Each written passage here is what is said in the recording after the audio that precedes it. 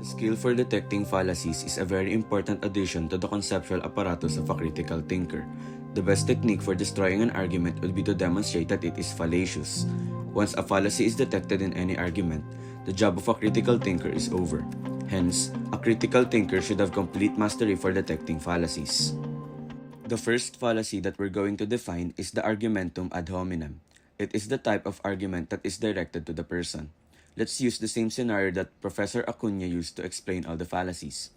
Imagine that you are in a hospital engaged in a serious and heated debate about the merits or demerits of euthanasia or mercy killing with your family members.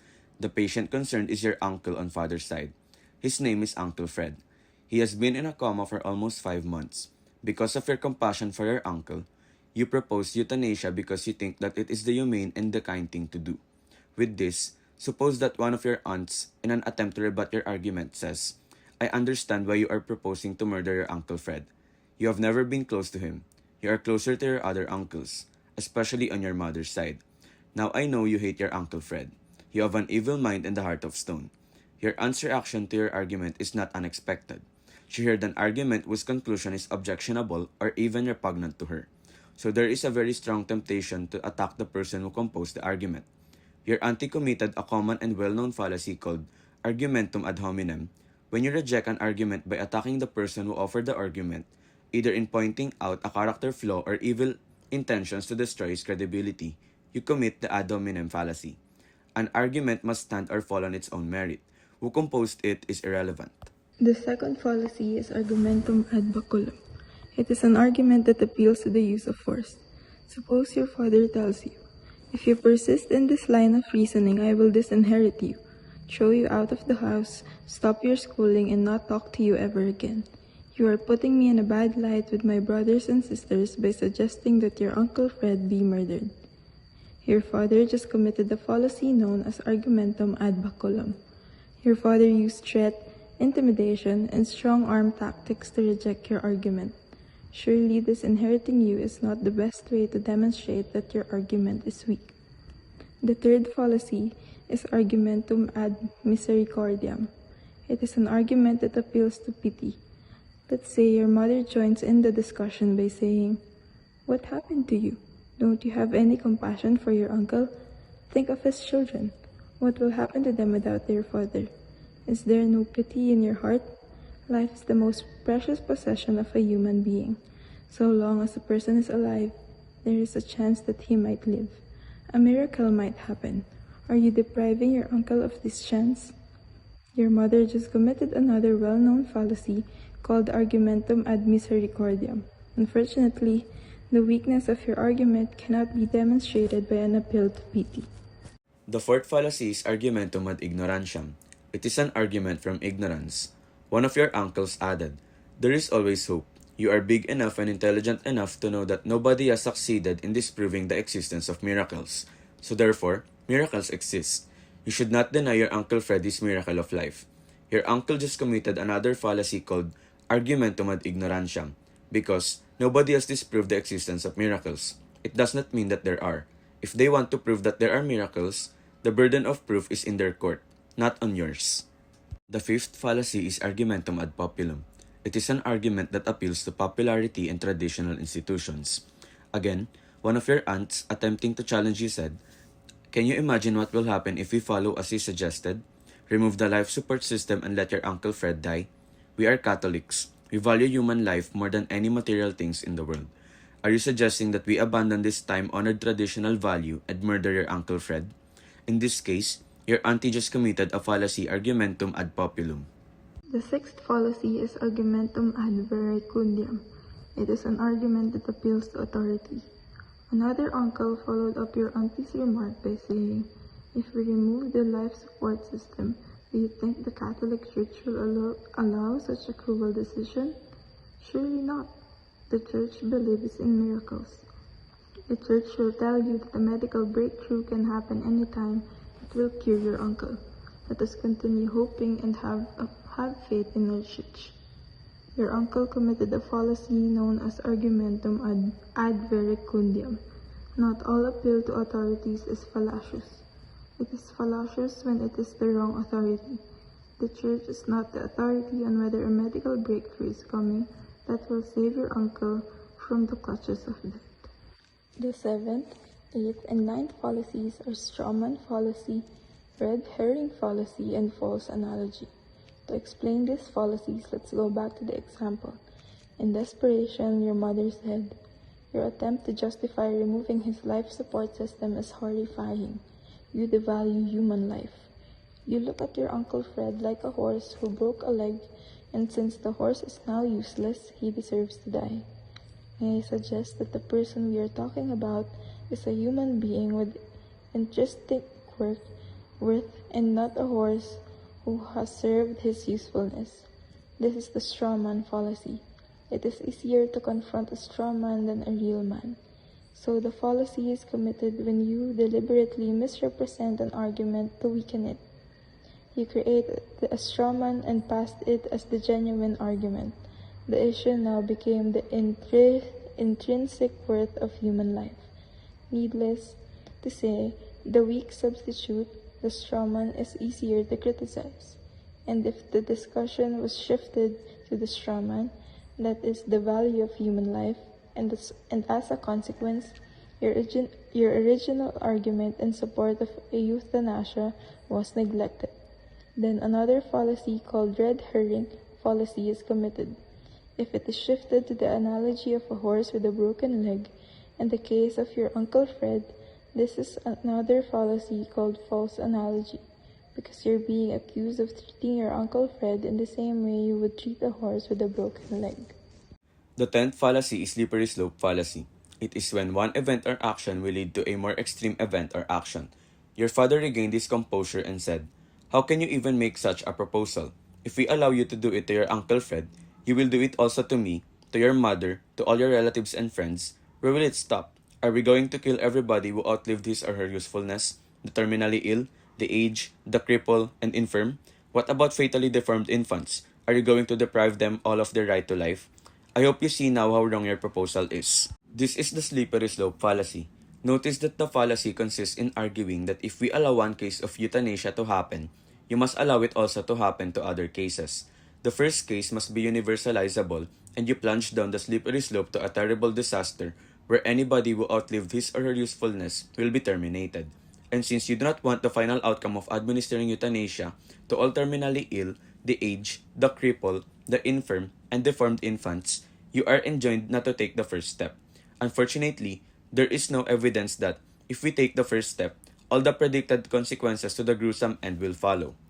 The 11th fallacy is the fallacy of complex question.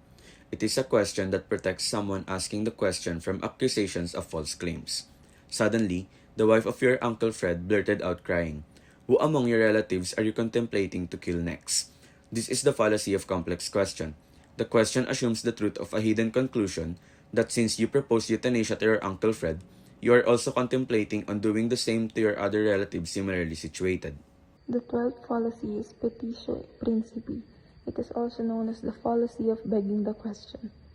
Another uncle in a very even tone said, "Removing the life support system of your Uncle Fred is wrong because it is wrong to take the life of another human being, even if the motive is to alleviate pain and suffering. Only God has that right.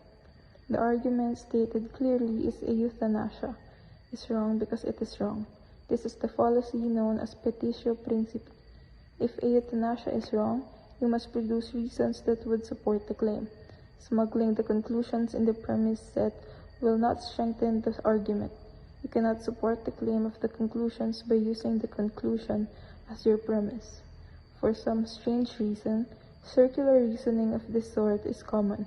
Apparently, many people think that repeating the conclusion several times makes up a sound argument. The 13th fallacy is the fallacy of false dilemma. It is when the argument sounds very convincing but the dilemma being forced is false. Your mother admonishes you. Either you do not value human life or you do not love your Uncle Fred. It seems to us that you do not love your Uncle Fred. Therefore, you do not value human life.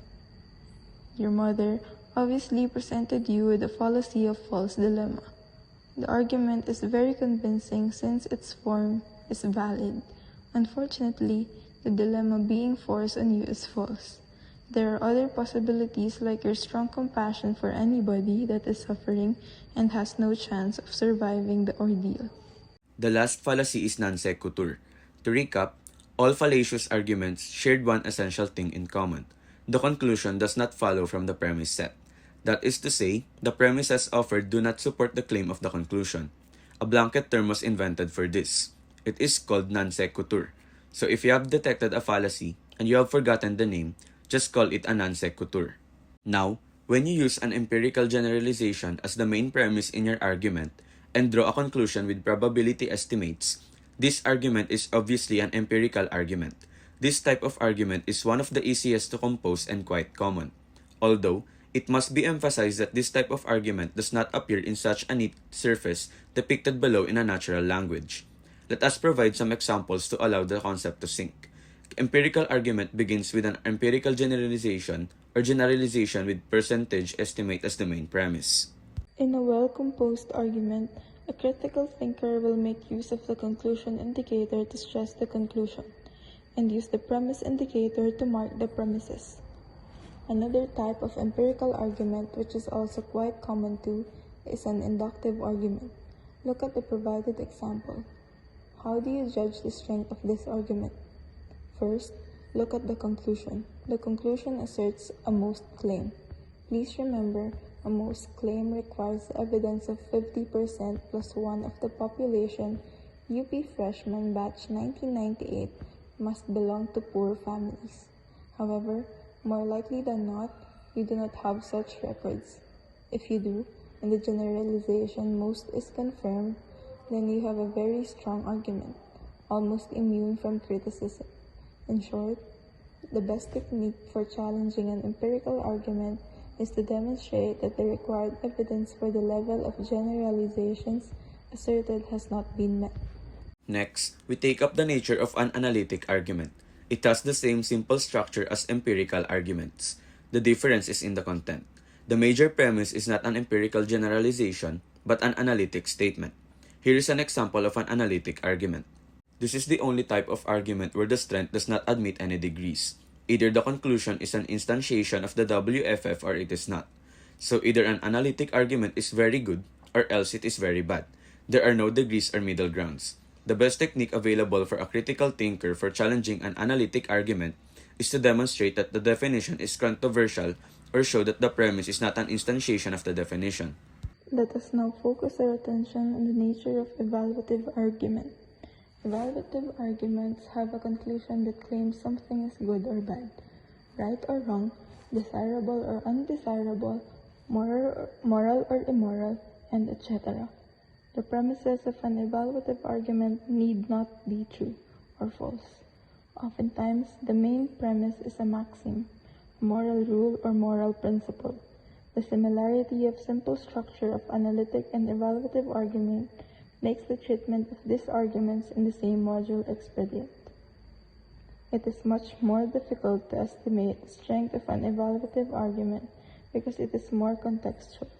The appeal is on the strength of public acceptance or the strength of intersubjective consensus of the intended audience. Public acceptance is difficult to estimate. However, if the main premise is a maxim, a moral rule or moral principle, then you have a good assurance that the rule is an accepted generalization of the intersubjective consensus of people playing a language game while sharing a form of life. The intersubjective consensus about what is good or bad, right or wrong, moral or immoral, desirable or undesirable, is often codified into a set moral rules or principles. Evaluative argument is the most neglected type of argument, emanating from the disdain of formal logicians about the non-cognitive nature of evaluative judgments in the realm of the moral, ethical, religious, and even political.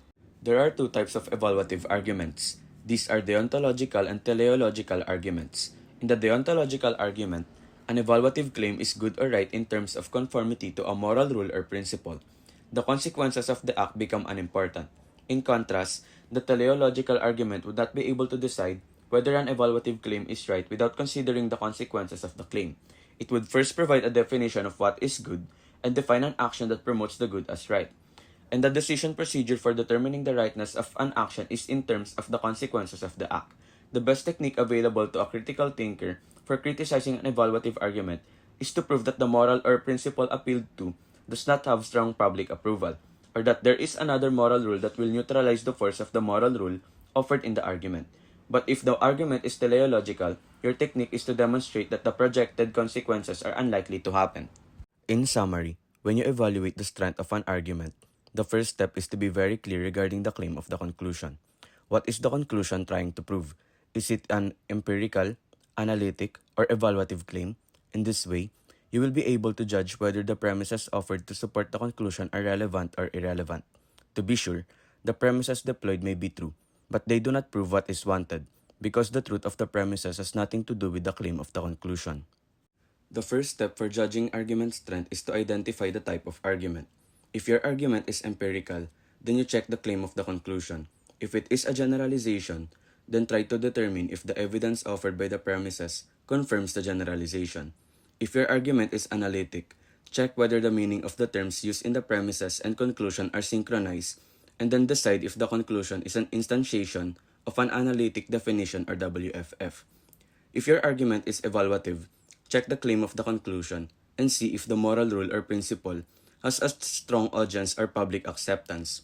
When you are offered a premise which does not provide support to the claim of the conclusion, a fallacy called fallacy of irrelevant reason has been committed. So if the claim of the conclusions is vague, you have a good chance of demonstrating that the fallacy has been committed. The second step is to examine the premises and temporarily grant them to be all true.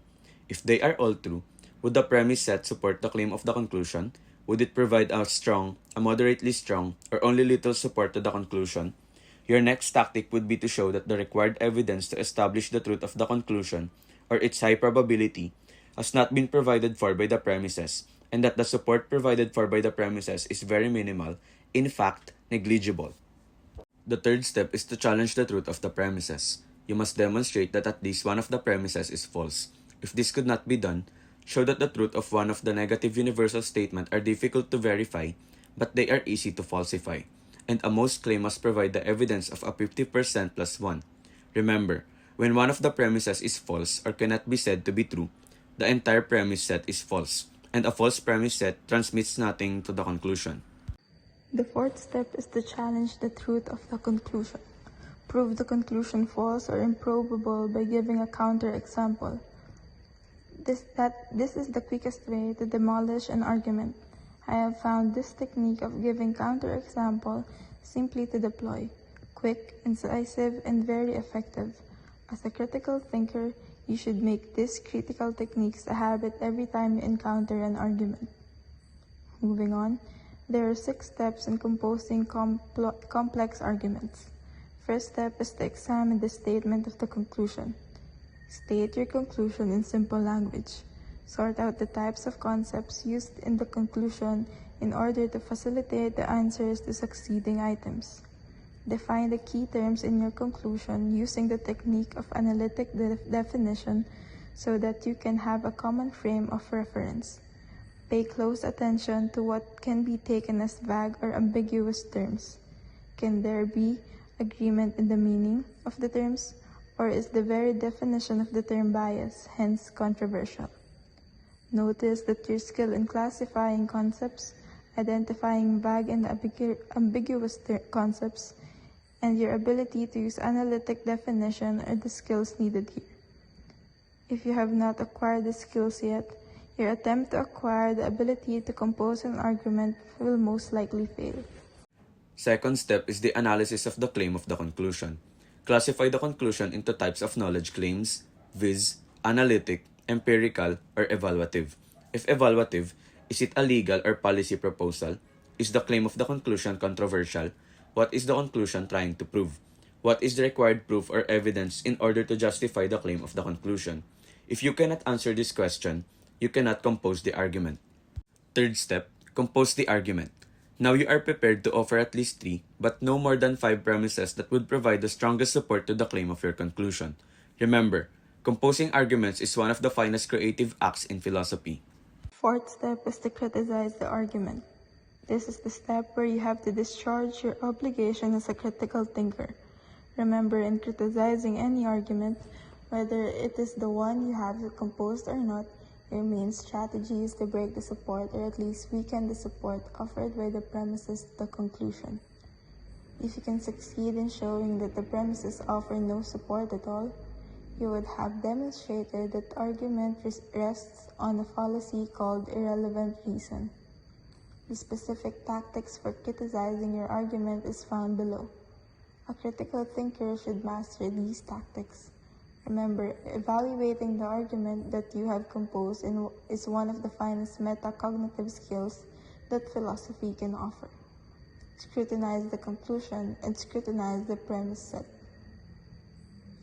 Fifth step, compose the counter-argument.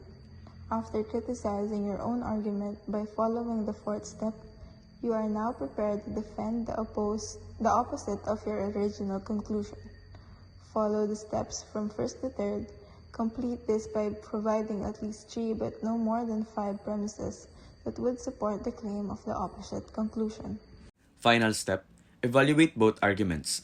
As a critical thinker, please state which of your arguments is stronger, the original or the counter-argument. Which argument is more persuasive, that is to say, likely to be accepted by the target audience. Can you strengthen the weaker argument by adding, altering, and/or modifying the premises? This is the opportunity to evaluate your counter-argument by following the steps in the fourth step.